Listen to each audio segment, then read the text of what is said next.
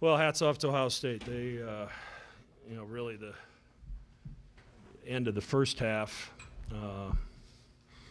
and the end of the second half, I mean, those were two areas where they were extremely efficient and we weren't. If you take away those 12 possessions, defensively we were really, really good. And as I told the team, I just think when I was a young coach, I judge progress on whether we won or lost. And I've been at this long enough to understand you just can't do that. Progress for us has to be in the process of improving.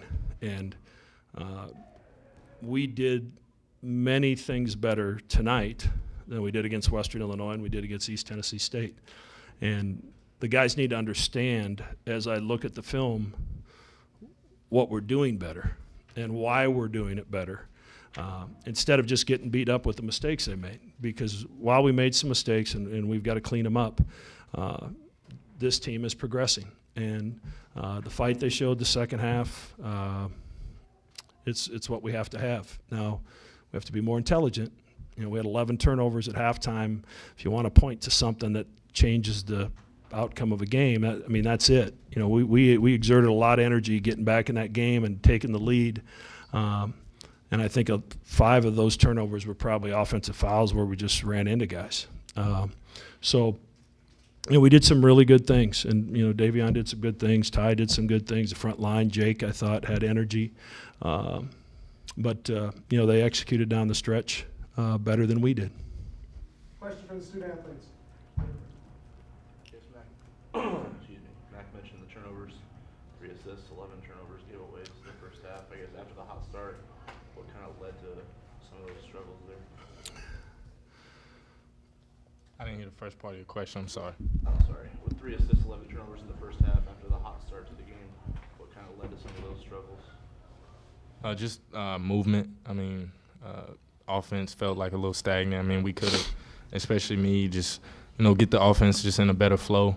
A little bit of standing and just kind of it corrupts like the middle of the court. So just without moving and not causing the defense to shift, I mean, it just didn't create space for us to make plays in the first half. Davion, I guess what do you see down the stretch?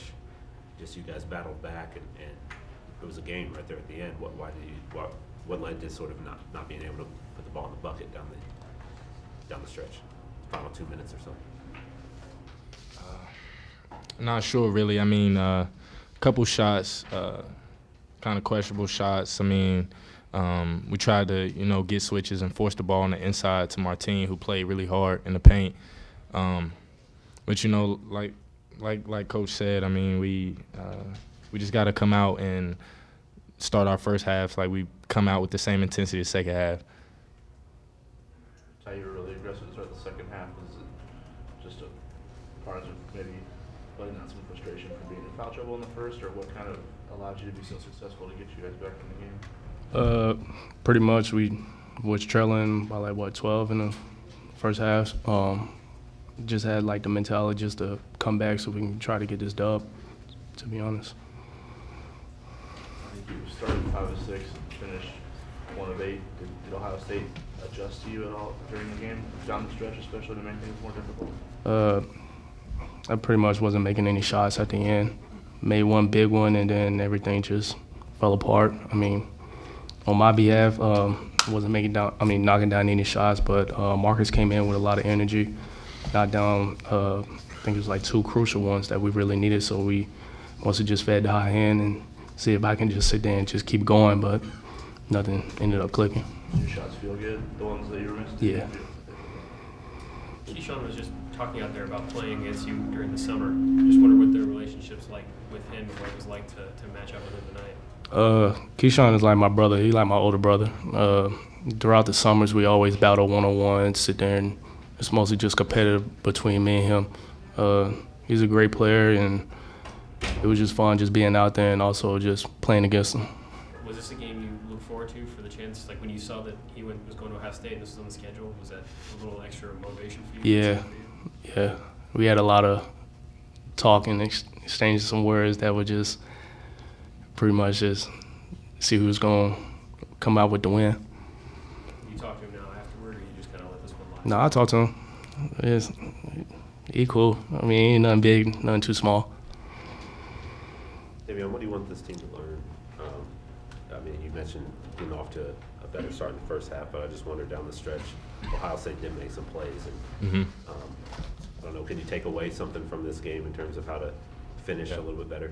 Yeah, I mean, we can take away a lot from the game. Personally, me, I mean, just as a team, just stay in the film room, get better, learn from our mistakes. I mean, it's still early in the season, although, I mean, that's a win we wanted, and that's a win that was, definitely attainable for us. And, I mean, just stick to the scouting report. I mean, you're going to get fatigued during the end of the game, but, I mean, even myself with the stun on the shooter, I was a little bit late trying to protect the rim. So it's just one of those things that you just watch and learn. I mean, those were 2 big threes that kind of hurt us at the end. But, I mean, we're still a young core. I mean, like Coach said, we have talented guys. I mean, it's not about being young. We just got to grow. I mean, every day in practice, starting tomorrow, with every game. I mean, this won't be one of our hardest games. So just stay locked in. A lot of season ahead of us.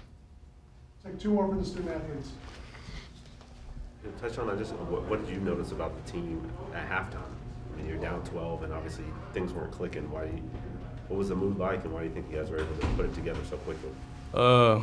Pretty much, our team, we're like a family, and we know how we need to come out there in the second half. We know how to sit there and push each other.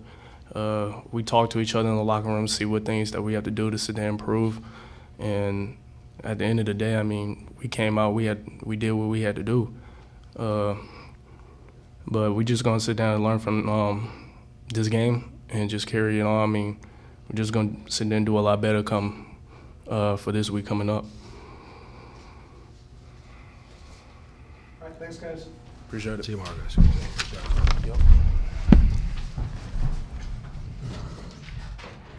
Questions for Coach?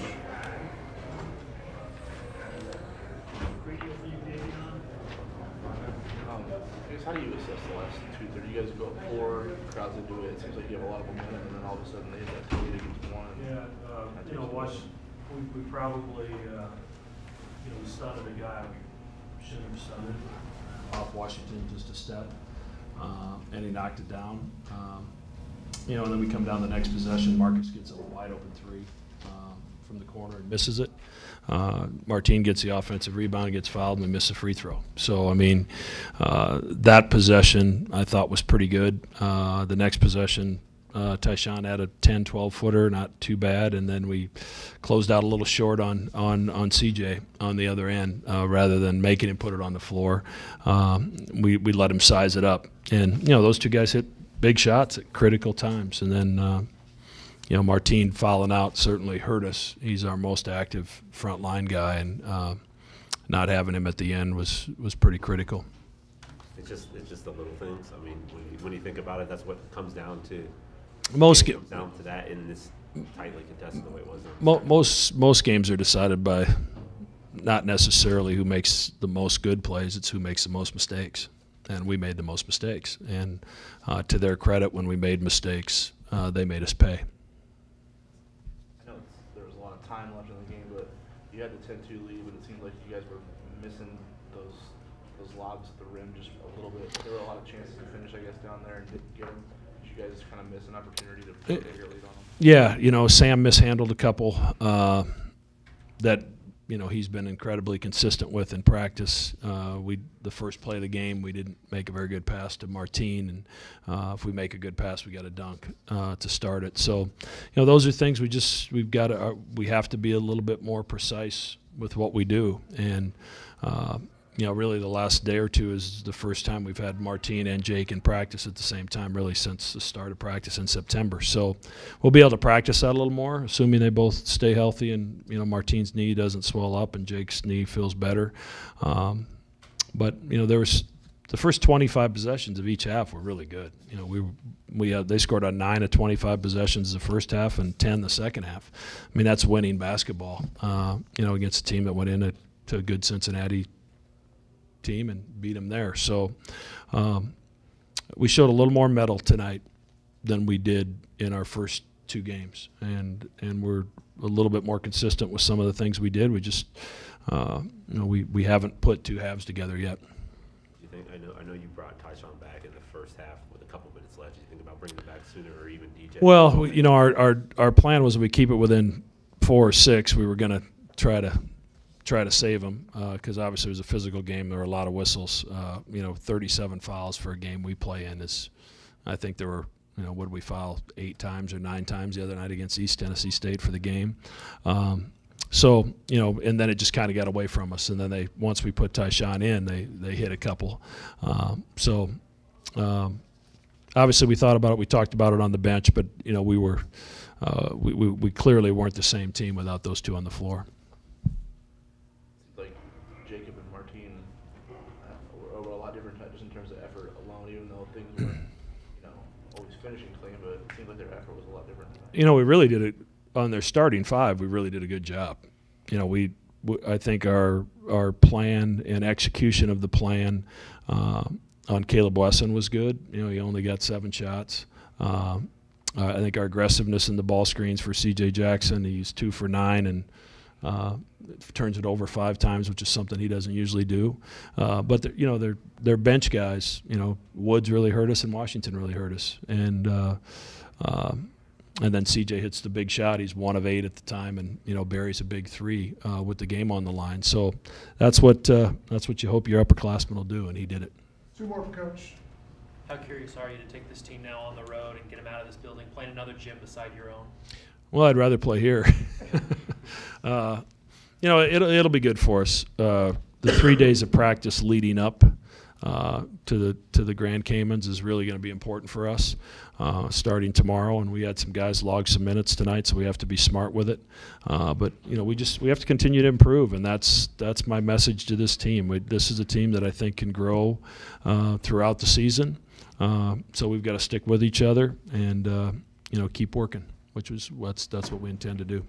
You mentioned C.J. Jackson. You mentioned Caleb Wesson. Were those the 2 guys when you started game planning for Ohio State? Are those the first 2 that you try to take away? Yeah, you know, I think so. You know, I was impressed. You know, Kyle Young's a great energy guy, and I think Muhammad's going to be terrific before it's all over. But, you know, CJ's so good with that ball, and if you let him come off the ball screens and let him get downhill, he can hurt you in a lot of ways with the pass and with his ability to get to the rim.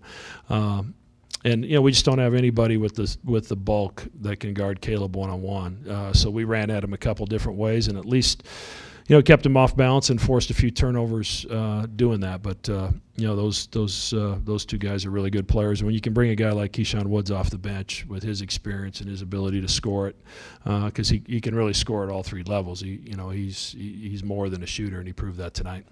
Thank you, Coach. Thank you. Coach Holtman here shortly. Anybody still need a full book?